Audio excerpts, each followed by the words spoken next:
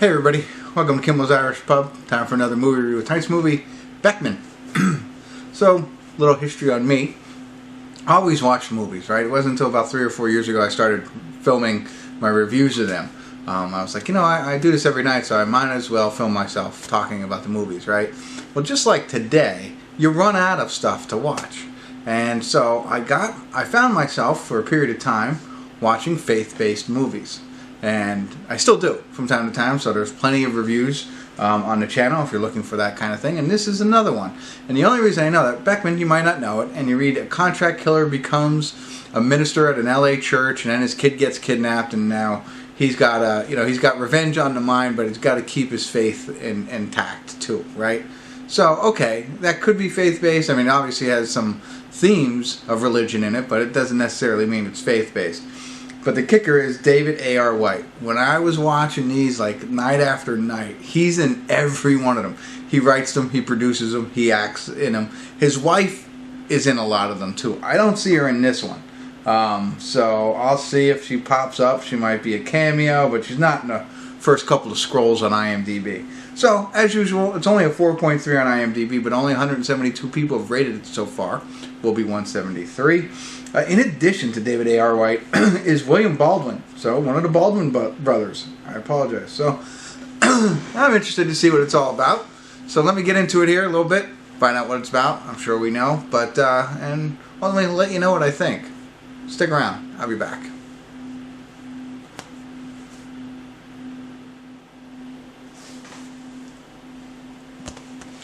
Hey everybody. I want to do a quick check-in. We're watching Beckman. We're at the 48:58 mark, 48 minutes, 58 seconds. It's an hour and 37-minute long movie. Just to bring you up to speed on kind of what we talked about.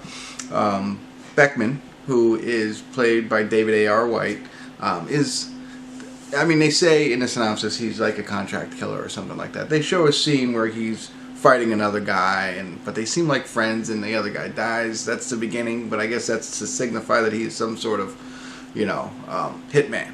I don't know. I didn't pick up on that besides reading it. But anyway, he gets hurt and he stumbles into a church where he has all this money, and he gives it to the preacher and asks for help. And the preacher uses some of the money for the bills that he has and then burns the rest. But then he stays there, and they build a relationship, and he kind of gets closer to God, and time passes, and that's how he kind of then becomes a preacher at that church. So I was always interested, like, how does the contract killer do it? But this is what happens. So, and then a girl comes, Tabitha, knocking on the door, and she was looking for the other preacher, but he takes her in, kind of makes her a daughter of his own. So she lives with him, he's helping her, same kind of thing. She's in trouble, he takes her in, they stay together, he raises her kind of like a daughter, but she's like 17, 16, something like that. So it's, she graduates from high school, so on and so forth. Then Mr. Baldwin, I think it's William Baldwin, comes in and he kidnaps her.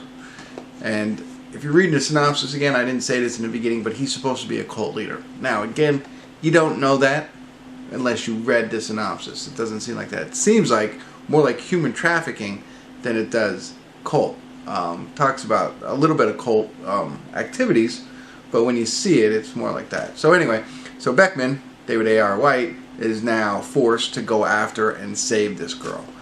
And again, referring back to the synopsis like I have been, it says that he had a battle, he has to battle his skills, in a sense, versus his, newfound faith. That's not really the case. I mean, he just is like, I'm exaggerating, but like John Wick going after her. You know what I mean? So that's where we are. So he's still trying to save her. We're only halfway through the movie, but he's still looking for her, and by any means necessary, he's trying to get her back. So there you go.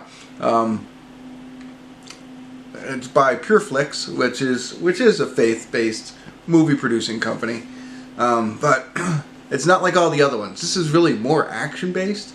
The fact that he's a preacher's in it, but other than that, there's not so much. So I'm sure we're going to get there. But right now, it's really more of like an action movie going after a daughter who's been kidnapped. So, in a B film fashion. Alright, that's enough. I rambled on enough. I'm going to get back into it here, see what happens between here and the credits, at the end I'll give you my final thoughts. But it's fun.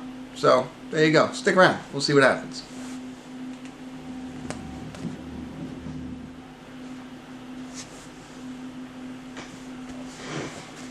Hey everybody, we're at the credits of Beckman, and I still think it was pretty good for, knowing what I know. So, like I said, Pure Flix is known for making faith-based movies, and, they do a really good job. And I think in this case, they tried to take like I know I'm going to say it again, but John Wick type movie and turn it into a faith-based movie. So I like the effort. It was fun. It's not John Wick. David A.R. White is not Keanu Reeves. So that aside, I knew that going into that, so I had my expectations where they were. And it depends, like for me, I'm used to all these types of films, and I don't know how everybody else feels about them. But if, you're worried, sometimes they might be very heavy on the faith side, heavy on the religion.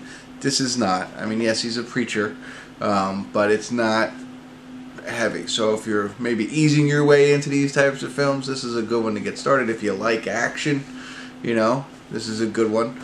The plot continues as he goes to continue to find his daughter. And it's interesting. As I said, the synopsis says basically that, it's testing his faith. And like, you really don't get a lot of that. In this. I mean, it does come into play, and does probably, when it comes into play, it's like, I don't know. The ending was, bleh. I get it. I saw what they were doing there, but I didn't like it. And then the ending, that was okay. And you'll see what I mean. I can't, what I mean. They set it up. So there's that piece of it that I like. There was a lot of the scene takes place in a brewery, so there's like a couple of scenes. So that I like that aspect of it. I think that was it. What was I saying? I forget what the part was, but yeah, there you go. So that's what I got for you. Good. Not bad. I'm trying to think of one other thing I was saying. So the ending, the faith-based, testing his faith, that kind of thing. Oh, and the other thing that the other thing real quick was the cult piece. They had mentioned it in the synopsis. You really didn't get it. It looks more like human trafficking, but then it does turn into a little bit more cultish. Really, he actually did have a cult, so it comes out like that. So there you go.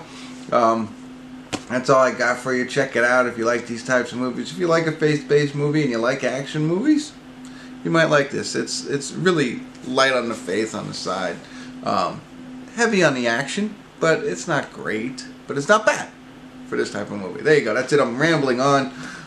So there you go. Definitely higher than a 4 point whatever it gave it. I'm a 5 or a 6er on this one. So there you go. Hopefully I helped you out. If I did, drop me some lines. Love to hear your comments. If you haven't already, subscribe to my channel. I just like doing that. You know what I mean? I think that's neat. Poof, right? Also tell all your friends. That would be fantastic. And continue to come back to Kimmel's Irish Pub.